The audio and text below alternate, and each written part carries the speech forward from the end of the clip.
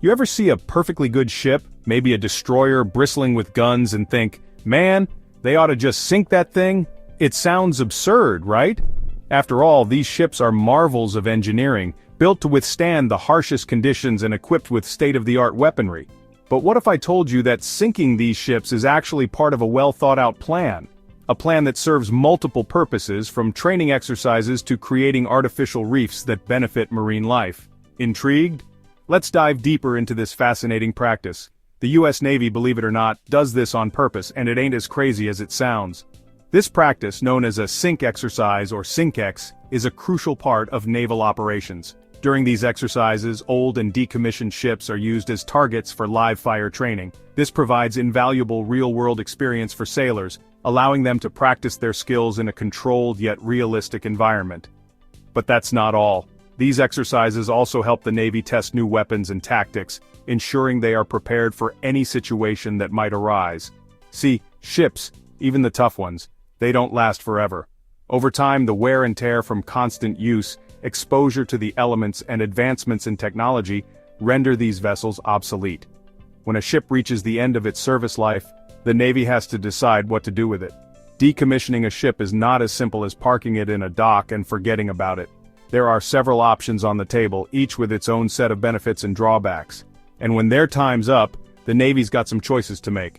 One option is to scrap the ship for parts. This involves dismantling the vessel and recycling its components, which can be a cost-effective way to recover valuable materials. However, this process can be labor-intensive and time-consuming. Another option is to donate the ship to a museum or use it as a training platform for other branches of the military. But perhaps the most dramatic option is to sink it. Scrapping them for parts is one way, but sinking them? That's a whole different story. When a ship is sunk intentionally, it can serve as an artificial reef, providing a habitat for marine life and helping to boost local ecosystems. This process involves careful planning and environmental assessments to ensure that the sinking will not harm the surrounding area. The ship is cleaned of hazardous materials and strategically placed to maximize its benefits to marine life. That's a whole different story. The sinking of a ship is a spectacle in itself, often involving controlled explosions and precise timing.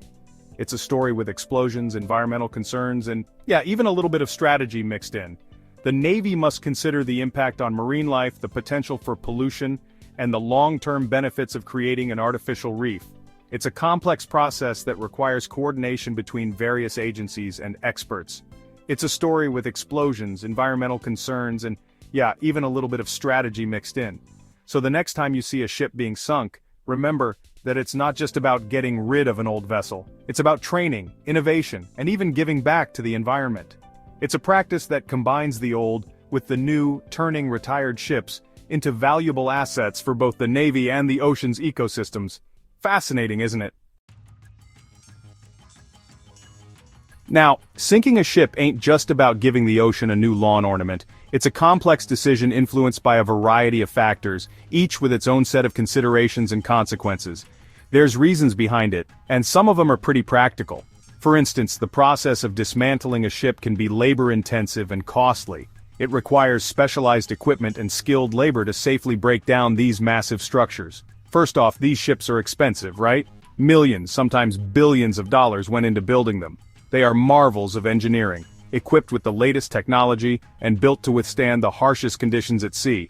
So, when they get too old or too beat up to be useful anymore, scrapping them for parts can be a way to get some value back.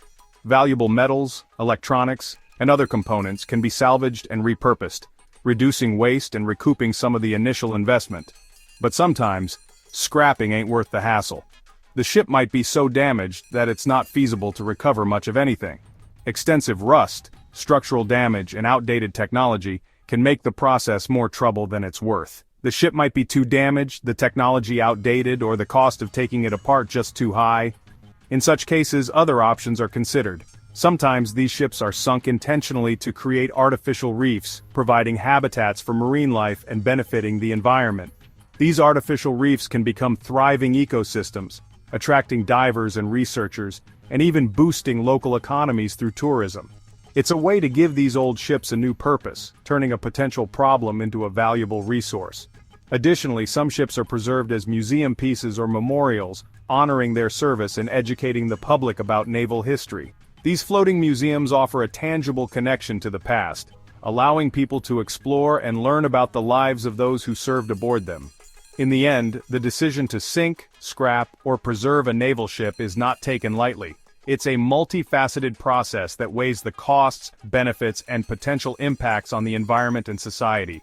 Each ship has its own story, and its final fate is a reflection of its unique journey.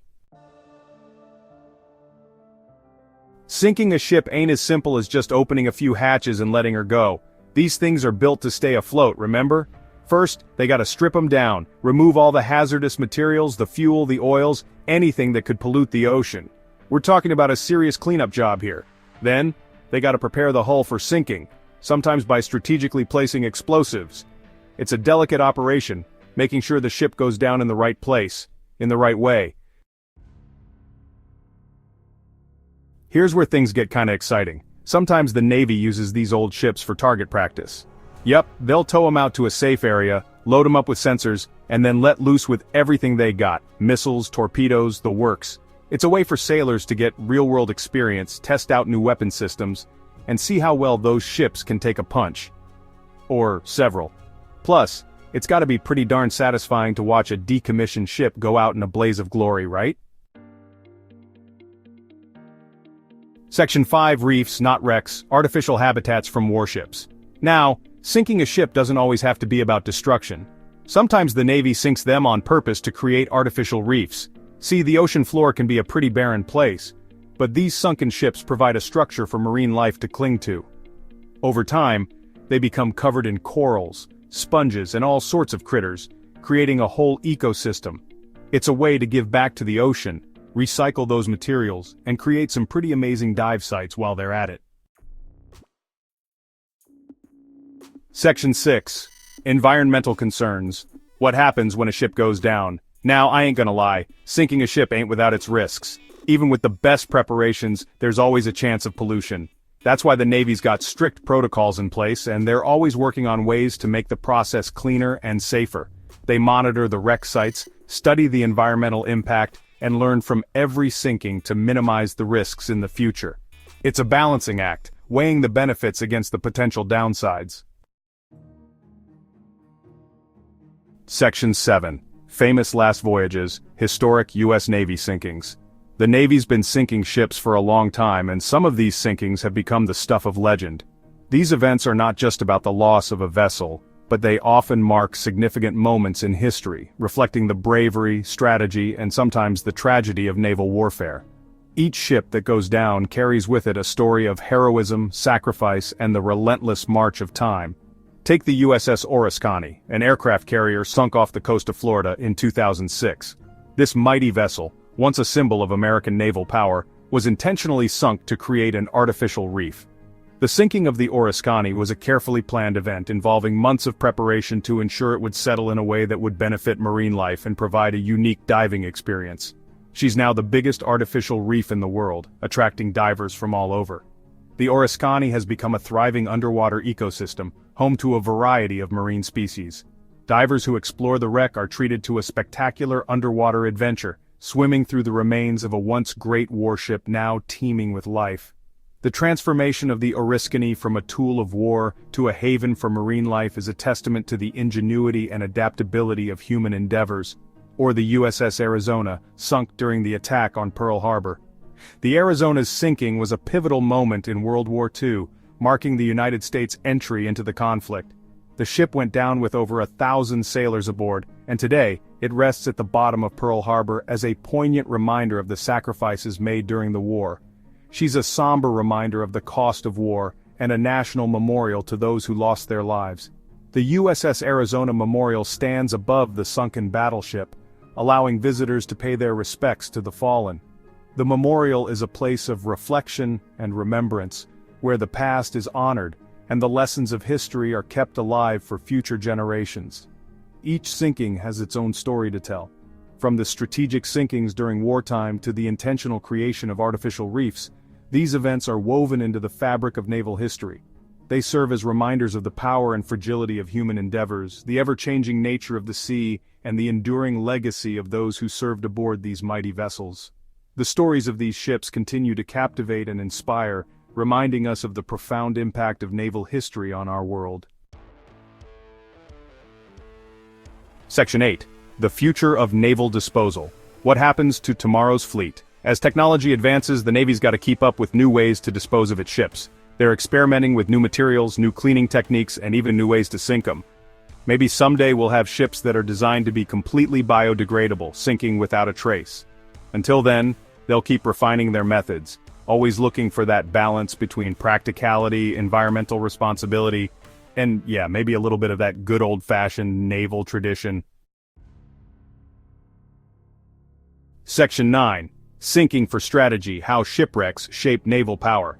Now here's something most folks don't consider. Sinking ships ain't just about getting rid of them. It can be a strategic move too. Creating artificial reefs can give your Navy a presence in a certain part of the ocean.